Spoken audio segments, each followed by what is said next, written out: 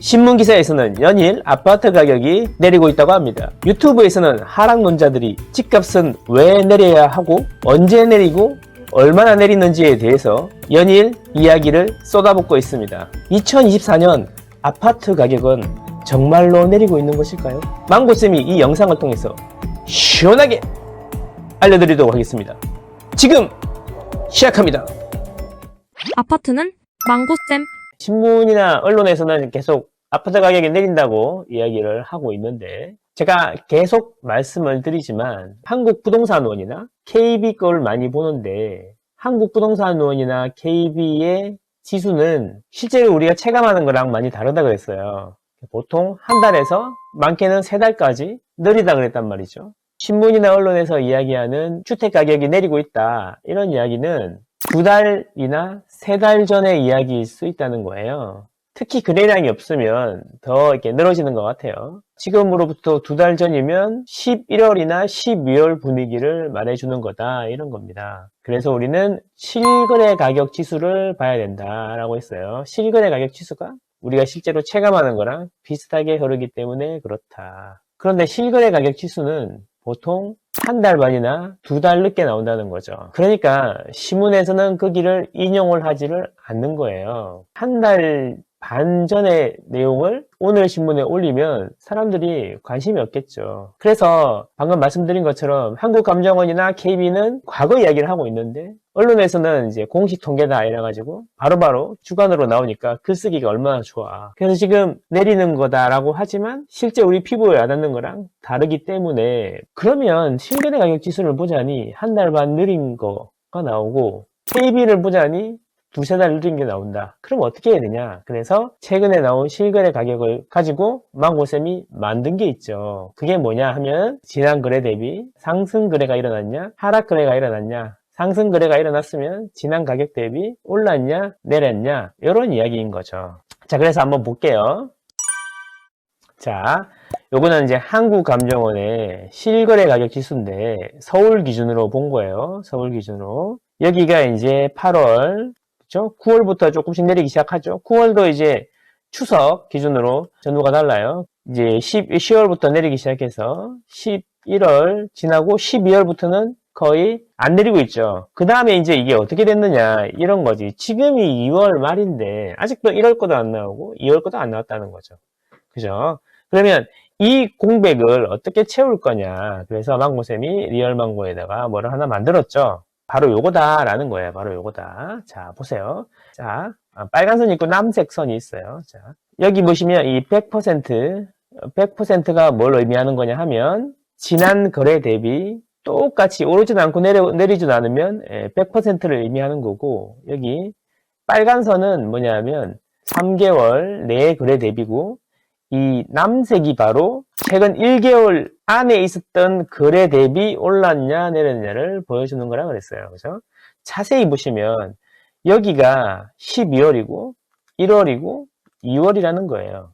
2월 데이터는 아직 많이 취합이 안 되어 있지만 자세히 보시면 어쨌거나 연보다 크죠. 그러니까 뭐냐 하면 1월이나 2월은 직전 거래보다 올라서 거래가 되고 있다는 겁니다. 자, 그러면 시간이 좀 지나면 어떻게 되겠어요? 이제 언론에서는 다음 달이나 다다음 달 3, 4월 되면 이제야 오른다면서 그런 이야기 하고, 특례보금자리론 영향이 있냐 없냐 이런 이야기를 하는 거지. 구독, 좋아요, 구독, 좋아요. 제가 제일 답답한 건 그거예요. 특례보금자리론의 영향이 없다라고 이야기하는데 그 근거가, 특례보금자리론이 실행이 많이 되고 있는데 지금 한국부동산원이나 KB를 보면은 가격이 안 오르고 있다, 이렇게 주장하는 거지. 그러니까 이게 말이 안 되는 거야. 우리 그 독수리 회원님들은 다 알고 계시죠? 그죠? 무슨 이야기예요? 지금 KB나 한국부동산원은 11월이나 12월 흐름을 보여주고 있는 건데, 그 이후인 1월 하순부터 시행한 특례론 이야기를 하면, 특례론은 1월 하순부터 받았는데 11월, 12월 분위기를 가지고 내린다고 하면 이게 말이 되냐 이거지. 그런 이야기가 되겠습니다. 그래서 이제 지금은 이제 어떻다? 12월부터 바닥으로 해서 1월부터 상승 거래가 일어나기 시작했고 2월도 그 추세를 이어가고 있다, 이런 이야기가 되겠습니다. 자, 여기 1월 달을 보면 직전 거래 대비, 직전 거래라는 이야기는 최근 한 달 내에 일어났던 거래만 얘기하는 거예요. 직전 거래 대비 상승 거래가 258건이고 하락 거래가 223건이었어요. 서울시 기준으로. 그래서 상승 거래가 35건이 더 많죠? 이래서 이게 이제 보면 0.6% 정도 직전 거래보다 상승해서 거래가 됐다. 그럼 0.6% 오른 게 많이 오른 거냐? 이런 이야기를 하실 수 있는데, 자, 지난해 7월, 8월 얼마나 뜨거웠습니까? 7월, 8월 뜨거웠는데 그때도 0.6% 올랐다는 거예요. 0.6%. 8월 볼까요? 8월. 8월에는 1.1% 올랐다라는 겁니다. 지난 여름에 8월만은 못하지만 여기거든요. 여기 수준으로 올랐다라는 거죠. 기억나십니까? 작년 초부터 계속 내린다고 하던 하락론자들이 여름 되니까 이제 연말에 내릴 거다라고 이야기했던 거 기억나시나요? 또 이제 2024년 상반기부터 내린다고 하더니 이제 2024년 하반기에 돼야 급락이 온다고 또 이야기하고 있잖아요. 말이 됩니까 이게? 얘들 왜 그러는 거야 정말. 선생님 센 말을 들어라. 그래서 내가 뭐라 그랬어. 3월 달부터 이제 2023년 4, 5월 되면 오를 거니까 빨리 갈아타시라고 말씀을 드렸던 게 그런 거죠. 또 데칼코마니 아니겠습니까? 또 재밌는 거 한번 얘기해 볼까요? 최근에 강동구 고덕에 그죠? 고덕지구에 아르테온이 급매가 나오고 있다. 이런 이야기가 있었는데 그거는 제가 작년에 급매가 나올 거라고 이미 이야기를 했었어요. 무슨 이야기냐. 자, 그게 역전세 그래프 차트였잖아요. 후랭이에서도 얘기했는데 자, 이거 한번 또 볼까요? 잘 따라오고 있죠? 여러분? 재미있죠? 예. 제가 그런 말씀을 드렸어요. 후랭이 나왔어도 그랬고 제가 하도 역전세 그래가지고 역전세 하도 그래가지고 역전세 그래프를 그렸다. 이런 말씀을 드리면서 이게 이제 뭐냐면 위로 올라갈수록 역전세 금액이 큰 것이다. 라고 이야기를 했습니다. 그죠?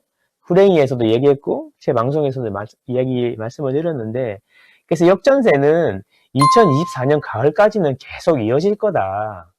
이렇게 이야기했습니다. 자, 그러면 보세요. 이게 피크가 언제였냐면 작년 말이었다는 거죠. 작년 말. 문제는 뭐냐면 이렇게 피크로 올라가긴 올라가지만 꼭 알아두셔야 될 게 2022년 하반기에는 미처 대비 못하고 역전세를 2억 3억씩 맞았지만 앞으로는 전세 만기를 다 알고 있고 6개월, 1년 6개월 이렇게 남아 있으니까 사람들이 대비를 할 거다. 그래서 역전세가 나더라도 큰 문제가 없을 거다라고 얘기했어요. 실제로 그랬습니까? 안 그랬습니까? 실제로 그랬죠. 그런데 여기서 우리가 역전세가 있지만 역전세는 안 날 것이다 라고 이야기했는데 최근에 2년 내에 입주한 곳에서는 역전세가 좀 빡세게 날 거다 라고 얘기했어요. 그러니까 뭐 입주를 하면 전세 매물이 쏟아지잖아요. 전세 매물이 쏟아지는데 그 전세를 한 번에 동시에 계약을 했기 때문에 그 계약한 시기가 2년이 딱 되면 도래하면 역전세가 나면서 전세 물량이 전세 재계약할 때 역전세가 많이 날 거다. 개수도 많겠죠. 금액도 많고. 그렇게 되면 그 중에 대비되는 사람들도 있겠지만 대비 안 되시는 분들 급매가 나올 거다. 그래서 단지별로 역전세를 보면 언제 급매를 살 수 있는지 알 수 있다. 이런 말씀을 드렸어요. 그래서 이제 강동구 이야기했죠. 그때 강동구 신축이 나왔으니까.